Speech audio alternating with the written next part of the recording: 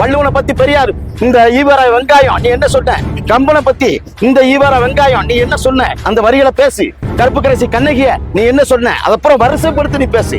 புரிஞ்சுக்கிட்டே? தமிழ் மொழி காட்டுமிராண்டி மொழி, அது சனிய, அது ஆகாது, ஆங்கிலத்துல பேசுன்னு சொன்ன இந்த சொரிய இவரோட பொன்மொழிகளை பத்தி மக்கள்கிட்ட ஓட்டு கேட்கப்பா. நல்ல அந்த ஆகாத கக்கூசுல வந்து தேஞ்சு போன விளக்கமாரெல்லாம் எடுத்து என் மக்கள் ஊரா வச்சிருப்பேன். தாய்மையில உச்சி மண்டையில உன்னை அடிப்பேன் விளக்கமாத்த பண்ணி எழுதி வச்சுக்கொண்டி வாய். 234 தொகுதியில் நில்லு. இந்த தேர்தல் என்பது நல்லா புரிஞ்சுக்க. கள்ளக்குடியில் பிறந்த கருணாநிதியா, இளையான்குடியில் பிறந்த செந்தமிழன் சீமானா, இதே எங்களுடைய போட்டி. புரிஞ்சுட்டீங்களா? தமிழனா திராவிடனா? செந்தமிழன் சீமான் என்பவன் தமிழன். ஐயா கருணாநிதியோட பெற்றெடுத்த முதல்வன் மு.க. ஸ்டாலின் தெலுங்கனா தமிழனா என்பது இந்த தேர்தலுடைய போட்டி. வா மோதி பார்ப்போம், நீயா நானாங்கிறது.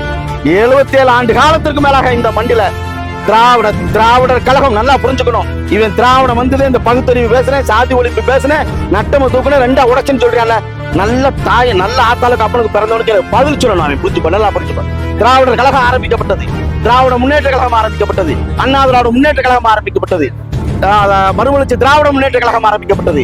அது போக தேசிய திராவிட முன்னேற்ற கழகம், எத்தனையோ திராவிட கழகம்லாம் ஆரம்பிக்கப்பட்டது.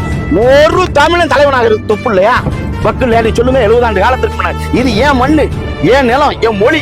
இந்த இடத்துல நீ ஆரம்பிச்ச திராவிடர் கட்சி அந்த கொள்கையில ஒரு தமிழன் ஒரு தலைவனா இல்லைன்னா என்ன மைத்துக்கிற அந்த திராவிடத்தை வச்சிருக்க? இதெல்லாம் போக பட்டியல் பிரிவுல வந்து தேவேந்திர வேளாளர் சமுதாயம் இருக்கு, பெரும்பான்மையான பறையூர் கூடி இருக்கிறேன். எந்த இடத்துல ஒரு மாவட்ட செயலாளர், ஒரு ஒன்றிய செயலாளர், ஒரு மாநில பொறுப்பாளர் எவனாவது ஒருத்தருக்கு அதிகாரம் கொடுத்திருக்கா? ஒரு பொது தொகுதியில பட்டியல் பிரிவுல ஒருத்தரை நிப்பாட்டி ஜெயிக்க வைக்க துப்புல நீ சமூக நீதி பேசுறேன்னா நீ எவ்வளவு பெரிய மானக்கடான செய்து. புரிஞ்சுக்கிட்டீங்களா?